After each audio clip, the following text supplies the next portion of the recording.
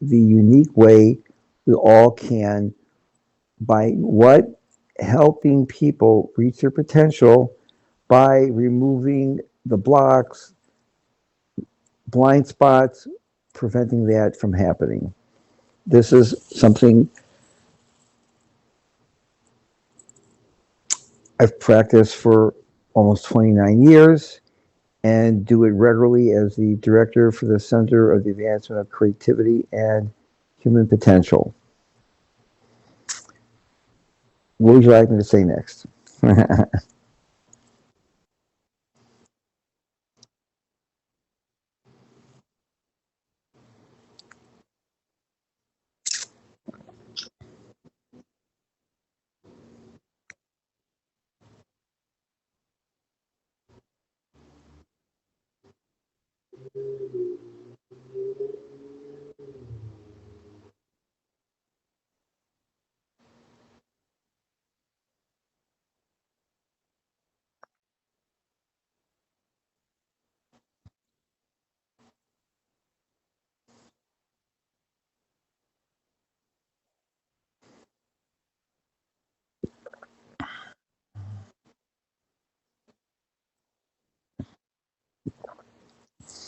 Everything can be explained regarding what you said as follows: that we have within us something called local reality. What transpires between you and anyone else, or myself in this particular instance, is called non local reality. And we are non locally connected. We are all one. And this is part of many different theories, different places bring us down. Everything is really godliness, and we are connected in many different ways. And so, to explain the methodology, imagine we are part of one universal matrix. And in this matrix, there are different compartments, yet they are contiguous. When you take out time and space, we're left with oneness. In the beginning, when what's called the spirit that moves everything became enclosed in physicality, time started. As we know, time and space always are connected. And with that connection, what is needed to make a bond that's palpable? One of the ways is having a thought about someone. When one has a thought, you are with the person or anywhere. And so imagine that thought as a connective mechanism. And we all know from Einstein's very famous equation, E equals mc squared, it's a conservation of energy and matter. When one thinks of someone, take the energy and call the energy a form of light. Light is a medium that conducts information. When you put your thought into that medium, one opens up channels. How does that work? The moment you have a thought of someone, you're there. And depending upon the type of thought, the quality of thought, the intention behind the thought, one has the ability to open switches, close switches, open doors, open blocks also. And so that mechanism can be perhaps explained as follows. We all know that the smallest piece of what we call matter, called a molecule, and a molecule can be broken down further into atoms, And then in the subatomic structure, we have other particles called subatomic particles. And by definition, those are particles that are in the process of coming into reality that's observable. According to the Heisenberg uncertainty principle, one can look at a particle and discover its position or determine its velocity. You can't do both. Once you look, quote, quote, look into something, you have the ability of observing and at the same time interfering with its expression. How do things express themselves? In a matter of frequency. Once you tune into someone, the frequency can be adjusted with an intent. Depending upon the intent, will determine how you adjust that frequency within an individual. Everything resonates in a certain frequency, whether it's a rock, whether it is a pond, an individual. When we resonate in the frequency optimal for our overall well-being, that's called our signature frequency, our signature rate. And once we reside in that frequency, that produces an optimal level of existence. And to further understand existence, let's look at life as follows. Anything that exists takes up space. A rock takes up space. Couch potatoes take up space. Ask my wife, she'll tell me I take up space. That must be a couch potato, right? However, the reason why we take up space is called living.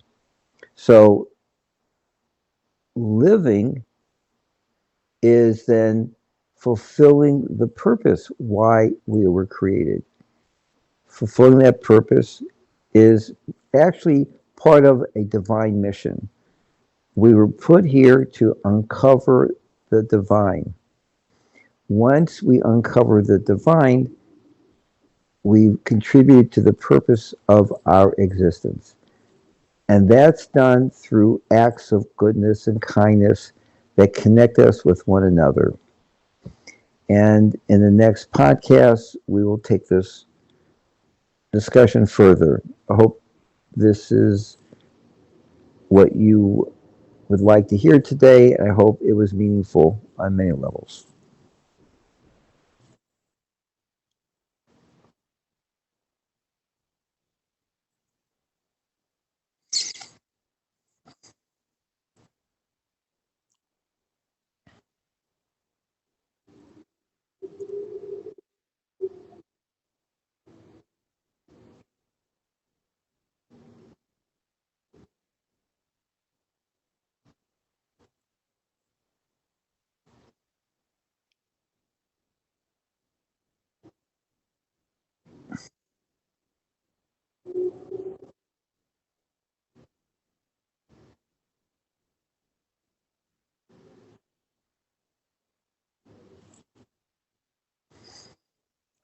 Sure, sure. So let's all focus on breath. Our breath. You breathe in, exhale, and have in mind we're connecting to divine consciousness, whatever that means to the individual. We are more than the sum total of our parts. We are part of a greater universe, a godly universe. Have in mind we're aligning with that purpose, and have in mind that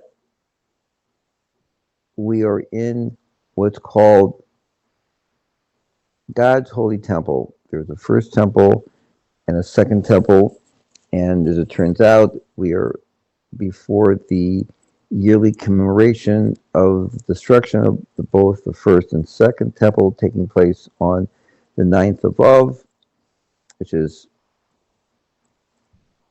tonight, tomorrow, and the third temple and the first and second also represent God's presence, eminence in this world as he saw fit in the Harabayas and in the Holy City, Jerusalem. Everyone, focus on your breath. Imagine we are now transported to the third temple. And let's also further have in mind the third temple is surrounding us. We are in that third temple in Jerusalem. And let's call it even further the third temple in Jerusalem in the future after the Messiah has come, after what's called the resurrection of the dead. And let's all experience what's called eternal life, Chaim Nitzchim. Everyone focus on your breath and come out of what is called our Mitzrayim, our Egypts, our living beliefs. Everyone let go of all resistance. Once you've done that, have in mind we can go beyond ourselves to become ourselves by relinquishing old patterns, old thoughts, all negative traits, and espouse quintessential positivity. Everything is good, and I'm able to think good knowing it will be good. Once you take this into what's called being surrounded by godliness, God is in my presence. And by induction, that will induce a current in all of us. There's AC current, DC, and GC, godly current. AC we'll call almighty current, and DC we'll call divine current, and then there's godly current in us. Imagine having the thought, God is totally with us, and by induction, we're going to increase that GC current. Take that conductive energy as we let go of our blind spots, negative beliefs, focus on our breath, and have in mind we are with God right now. God is next to us. And suppress thought patterns involving delta, theta, beta waves, sleeping, creative and meditative.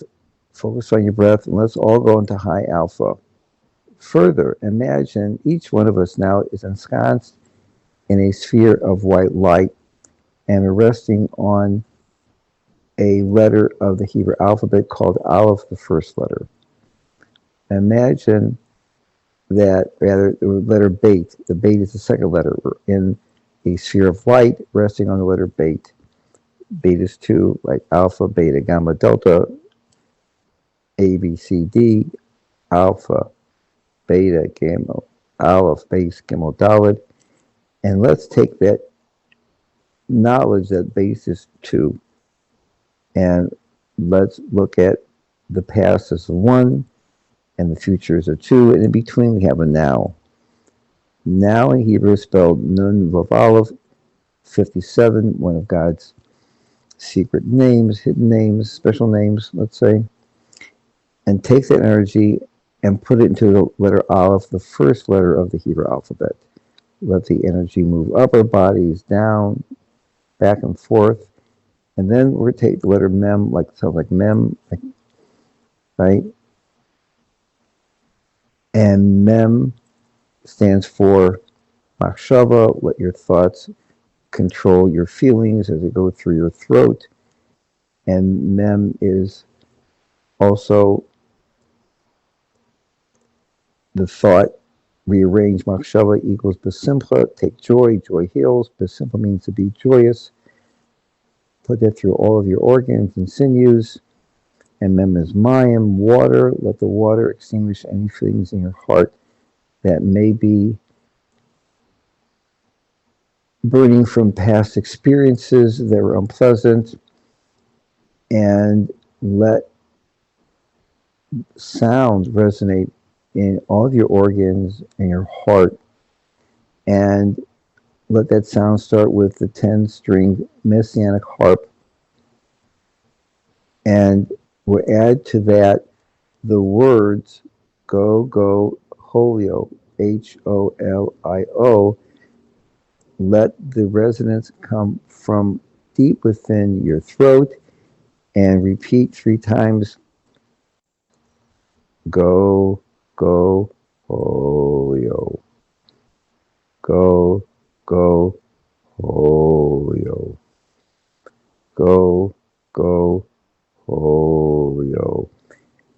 After that, imagine there's a letter Tuf on your head, the last letter of the Hebrew alphabet, and now we spell the word base, aleph, mem, tov, which is pronounced be'emet, in truth, which equals trach, with sign good, and Yiddish equals think good, it'll be good. That's our reality. And this sphere of light, imagine going through you, and imagine at the moment you're a prism. Let the light, the divine light that's in the sphere with each one of us now, pass through you. And as we know, light passing through a prism becomes turned into 7 colors.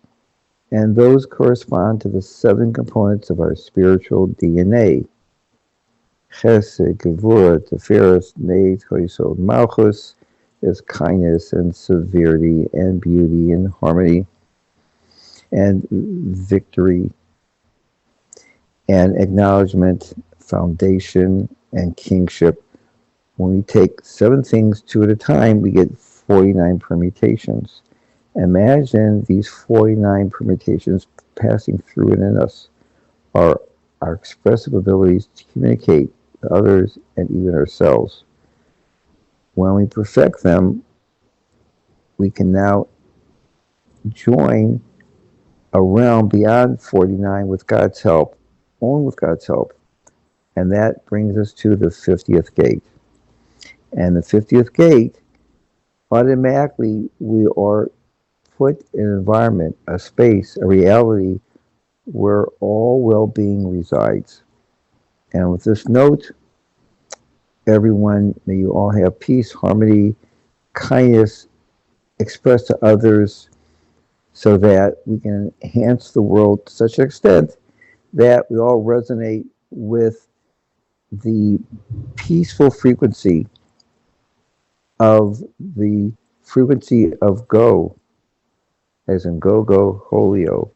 And that frequency, may we all realize there's one God, and may the one God bring to each and every one of us, coherence and the ability to see the truth that permeates the world so we all can live in peace and get along.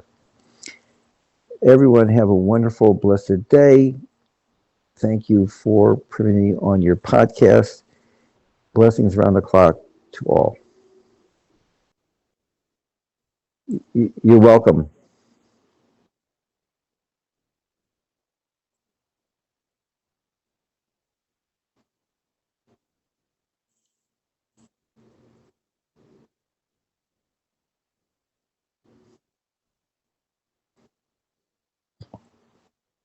Right.